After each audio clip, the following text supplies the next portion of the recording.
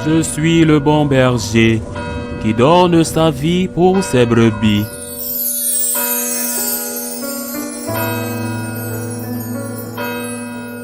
En ce temps-là, Jean, l'un des 12, disait à Jésus, « Maître, nous avons vu quelqu'un expulser les démons en ton nom, mais nous l'en avons empêché, car il n'est pas de ceux qui nous suivent. » Jésus répondit, « Ne l'en empêchez pas, car celui qui fait un miracle en mon nom ne peut pas aussitôt après mal parler de moi.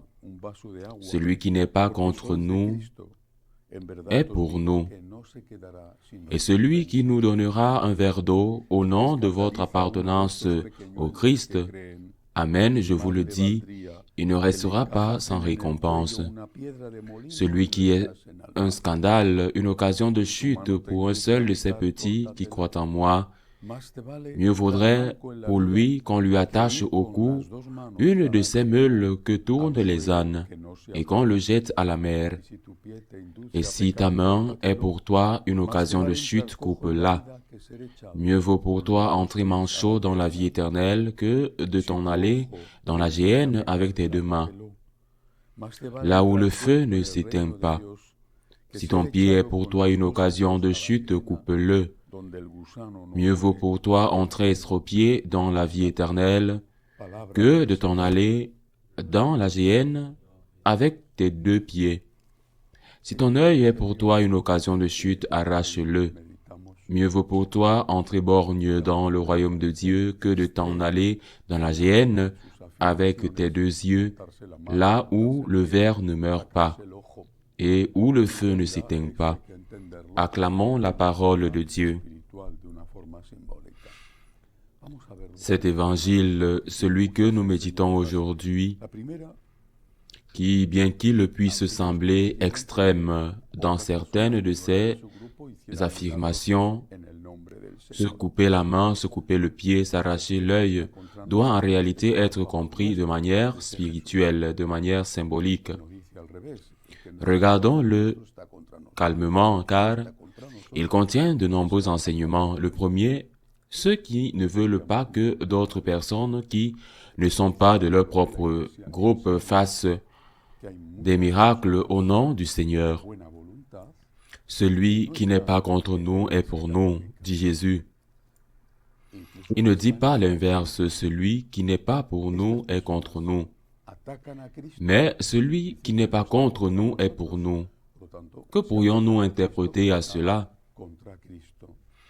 Peut-être ce que l'Église enseigne, à savoir qu'il y a beaucoup de personnes de bonne volonté qui ne font pas partie de l'Église catholique, même ceux qui sont dans l'athéisme.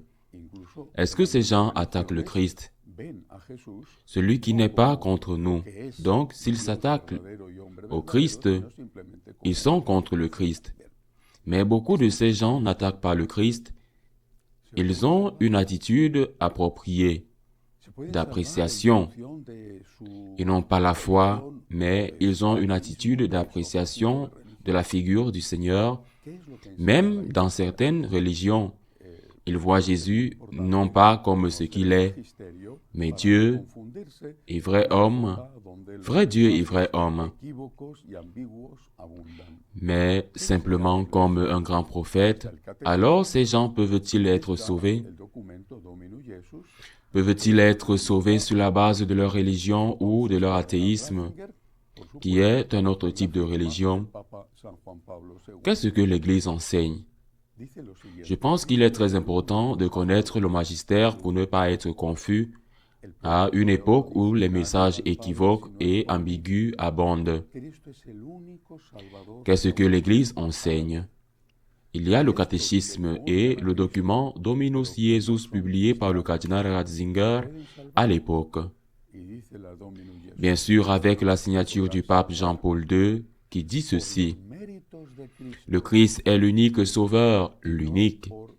Le Seigneur lui-même le dit, personne ne va au Père si ce n'est par moi. Le Christ est l'unique sauveur de l'humanité.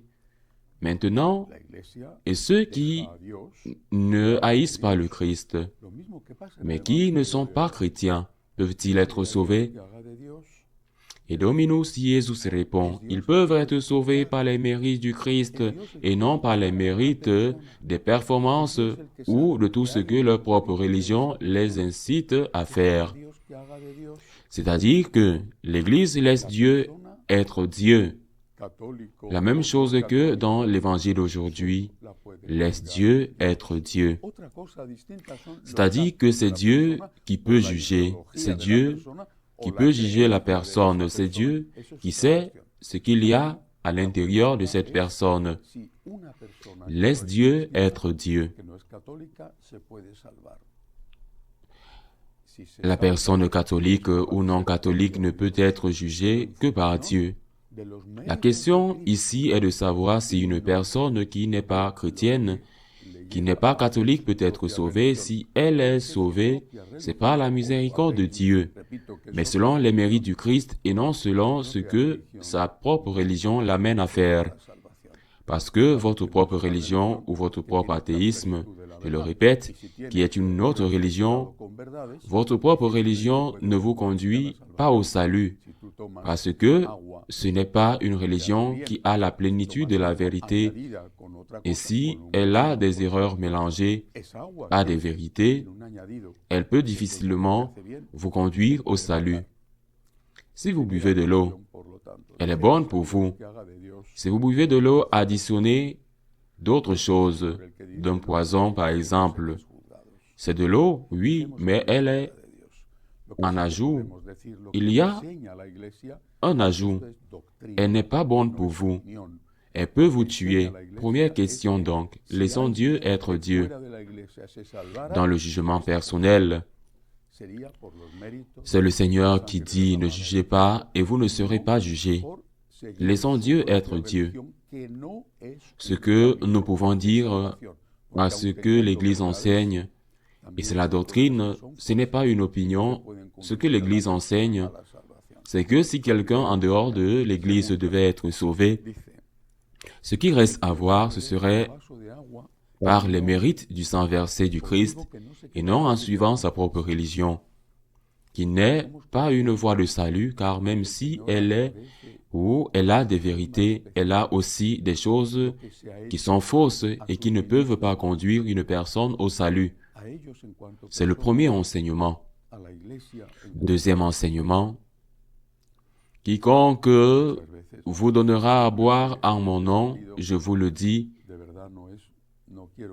ne restera pas sans récompense. Sommes-nous conscients que le Seigneur remercie tout particulièrement pour ce qui a été fait à ses ministres, à eux en tant qu'individus, à l'Église en tant qu'institution? Je ne veux pas que ce soit une critique, je ne veux pas que quelqu'un soit offensé. Mais souvent, les latinos, plus que d'autres beaucoup, plus que d'autres, pas comme par exemple les latinos qui vivent aux États-Unis ou ceux qui vivent en Espagne, mais souvent, pas tous, mais souvent, ils ne voient pas l'Église ou les prêtres comme quelqu'un qui a droit à leur aide. Si vous allez chez un psychologue, il vous verra le temps que dure la consultation et il vous fera payer. C'est normal. Si vous allez chez un médecin, il vous fera payer. C'est normal. Il doit vivre de ça. Et si tu vas chez un avocat, il te fera payer. Il doit vivre de ça. Pourquoi penses-tu que ce n'est pas la même chose quand tu vas à la messe? Quand tu vas demander un conseil à un prêtre, qui doit vivre de ça. Parfois, je reçois dans la petite communauté qui est ce séminaire à la périphérie de Rome, quelques franciscains de Marie, ceux qui viennent des États-Unis ou d'Europe. Ils laissent toujours une aumône, une petite ou pas si petite aumône. Il y a un séminaire, il y a des séminaristes, ils viennent célébrer la messe avec nous. Ils viennent de différents pays, ils restent souvent pour reprendre le petit déjeuner avec nous après la messe, il laisse toujours quelque chose, c'est normal. Même pour payer le petit déjeuner, ceux qui viennent d'Amérique latine ne laissent jamais rien. Parfois, un cadeau de quelque chose d'utile ou non, ce n'est pas un problème de mal, ce n'est pas un problème de manque d'amour. Vraiment, ce n'est pas, et je ne le prends pas comme une offense. C'est un problème d'éducation. Ça, c'est le problème. C'est un problème de ne pas comprendre la parole de Dieu et de penser que l'Église ne doit pas être aidée. Vous voulez qu'il y ait des prêtres et vous voulez qu'ils mettent un jeune prêtre qui parle bien, etc., qu'il vous envoie un prêtre qui parle bien dans votre paroisse. Mais vous n'aidez pas le séminaire, vous n'aidez pas l'Église, vous exigez parfois même une violence, mais vous n'aidez pas. En Espagne, nous avons un dicton. En Espagne, il y a beaucoup de dictons. Les mains qui ne donnent pas, qu'attendez-vous? Si nous ne sommes pas capables de prendre soin des nôtres, de quel droit nous plaindrions-nous? Quand ils sont partis, et l'évangile d'aujourd'hui continue, il dit, « Celui qui scandalise l'un de ces petits qui croient, il vaudrait mieux pour lui qu'on lui attache au cou une meule de moulin et qu'on le jette à la mer. » La libération sexuelle qui a également contaminé l'Église avec cette libération que certains ont connue, qui était en réalité un esclavage avec pensée que le péché n'existait plus et que l'on pouvait faire tout ce que l'on voulait. Les abus sexuels sur mineurs ont considérablement augmenté. Et les données le prouvent, ce qui ne signifie pas que cela n'existait pas avant, malheureusement. Cela a peut-être toujours existé, mais après, à ce moment-là, mais le Seigneur ne se réfère seulement qu'à ce cas. Lorsque l'Église débattait, le pape a convoqué tous les présidents des conférences épiscopales du monde au Vatican pour une réunion sur la manière de traiter le terrible crime de pédérastie dont le clergé, le pape émérite Benoît XVI, alors en vie, a adressé une lettre à cette assemblée. Après l'assemblée, la lettre a été rendue publique. Et dans cette lettre, le pape Benoît, le pape émérite, leur a dit, « Vous êtes des évêques, vous devez prendre soin de l'intégrité des enfants qui vous sont confiés, de leur intégrité psychique, physique, afin qu'ils ne souffrent pas d'abus, de quelque nature que ce soit, et pas seulement d'abus sexuels. Mais il faut aussi prendre soin de son âme parce qu'il y a un autre type d'abus et la contamination de l'idéologie, de l'enseignement qui n'est pas catholique. Je me souviens, il y a des années, d'une mère dans la paroisse de Madrid qui amenait ses enfants à l'école d'un ordre religieux très important. Un jour, elle est venue me demander, inquiète, que doit-elle faire? Parce que son enfant, après avoir quitté le cours de religion, en arrivant à la maison, le cours de religion donné par un religieux, il lui a dit, « Maman, ce religieux nous a dit que l'enfer n'existait pas. » La mère m'a demandé que dois-je faire. Je lui ai répondu, « Quelle est la foi de l'Église? Il y a le catéchisme. Aucun religieux, prêtre, évêque ou autre ne peut dire que le catéchisme ment. » Parce qu'ainsi, immédiatement, il se place en dehors de l'Église. C'est aussi une contamination, c'est aussi un abus sur mineurs. Et le pape émérite Benoît a dit, et nous devons inclure dans le groupe des mineurs également les adultes qui n'ont pas de formation.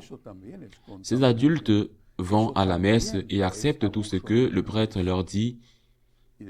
Ils pensent que c'est la vérité parce qu'ils sont dans une messe catholique. Si vous allez chez le médecin, vous y allez parce que vous avez confiance dans le médecin et vous avez confiance en lui. Vous y allez parce que vous faites confiance au médecin et si le médecin vous dit, vous devez prendre ce médicament, vous devez suivre cette thérapie, vous lui faites confiance, peut-être que par prudence, vous prenez un deuxième avis auprès d'un autre médecin. Si ce qu'il vous envoie vous semble étrange ou très agressif, mais vous faites confiance à ce médecin. Si vous allez à la messe et que le prêtre vous enseigne quelque chose dans l'homélie qui n'est pas ce que l'Église enseigne, c'est un piège, c'est un abus de mineurs. Non seulement parce qu'il peut y avoir des enfants dans l'Église, mais aussi parce que les adultes sont, comme le dit le pape Benoît, des mineurs en ce qui concerne leur formation. Il y a un panneau qui dit Church of Saints or Holy Catholic Church. Et le prêtre enseigne un message qui est à l'opposé de ce que l'Église catholique donne. C'est de l'abus d'enfants, nous devions être très prudents. Et quand quelque chose ne semble pas juste, ou moins demander un deuxième avis. Enfin, si ta main te fait tomber, coupe-la. Qu'est-ce que cela signifie? Cela signifie qu'il faut être sage, tenir compte de ses propres antécédents et garder à l'esprit que celui qui invite ou évite la tentation, évite le péché. Si vous savez que, dans certaines circonstances, il est plus facile pour vous de commettre un péché, essayez d'éviter ces circonstances, parce que, sinon, il est plus facile que de manger ce péché. Dieu est notre sauveur. Dieu seul est notre sauveur. Et donc, Dieu seul, notre sauveur, est notre enseignant.